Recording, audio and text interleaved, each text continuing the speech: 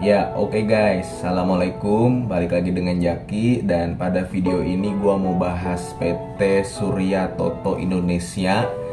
Laporan keuangan kuartal 3-nya udah keluar hari ini sih guys. Baru hari ini tadi di pukul 7 malam dan langsung aja ini Excelnya guys. Gua udah rekap dalam Excel.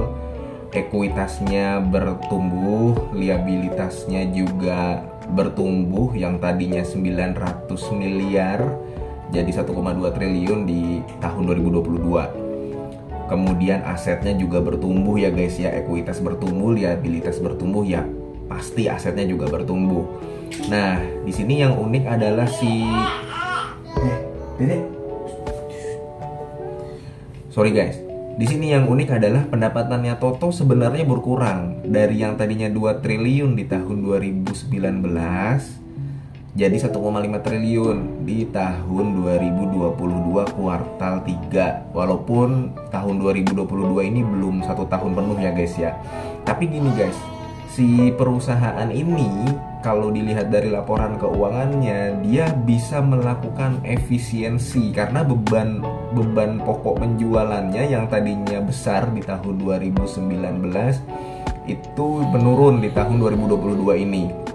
Nah, si Toto kalau dilihat juga dia paling terpuruk itu di tahun 2020. Ya wajar lah guys ya, lagi pandemi orang pada nyimpen duit gak beli perlengkapan atau peralatan untuk home, untuk rumahnya. Jadi ya ada kerugian di PT Surya Toto ini. Tapi kalau dilihat dari kurva, kalau digambarin di kurva ya, dia udah begini guys. Jadi tahun 2019 itu dia cukup bagus, tahun 2020 menurun, tahun 2021 udah mulai membaik, tahun 2022 sudah mulai bagus. Dek, diam dulu. Diam ya, diam. Sorry guys. Nah, di tahun 2022 laba bersihnya sudah mengalahkan di tahun 2019. Jadi, proyeksinya gimana Toto? Apakah bisa menyamai harga saham waktu di tahun 2019? Karena waktu tahun 2019 untuk Toto ini harganya di sekitar 290 ya guys ya. Nah, sebenarnya Toto ini bagus karena dia selalu membagikan dividen, ekuitasnya juga bertumbuh, rutin bagi dividen. Diam dulu. Rutin bagi dividen juga.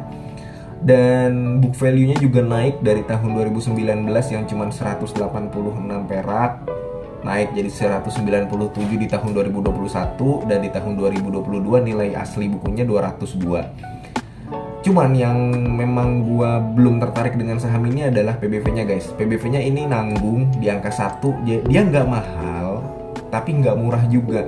Ini kayak saham ini POWR, tau nggak lu guys? Cikarang Listrindo. Jadi sahamnya nggak terlalu naik signifikan tapi nggak turun juga. Nah, si Toto ini begini, dia kalau dilihat dari laba bersihnya saat ini dia memang berpotensi harga sahamnya balik ke tahun 2019. Bisa berpotensi ke angka 280 atau 280 atau 300 ya guys ya. Nah, kalau sekarang PBV-nya 1,1 guys, 1,1. Misalkan EPS-nya sekarang, dia kan EPS-nya sampai kuartal 3 ini 21 perak guys ya. Nah, dia berpotensi pada tahun 2022 ini EPS-nya adalah 29. Maka dari itu kalau misalkan DPR-nya, dividen payout ratio-nya 50%, maka dia berpotensi membagikan 14 sampai 15 perak per lembar dividen di tahun 2023. Nah, sekarang kembali kepada lu guys. Dengan dividen kalau misalkan dia berpotensi membagikan 14 perak per lembar dan harganya sekarang 252. Dede, diam dulu. 252 yang tadi dividennya adalah 14 perak dan sekarang harga sahamnya 252. Menurut lu mahal atau murah? Kalau menurut gua, misalkan dia harga sahamnya 250 dan dia berpotensi membagikan dividen 15 perak nanti di tahun 2023, itu berarti kan sekitar 7%-an ya guys, 6 atau 7%.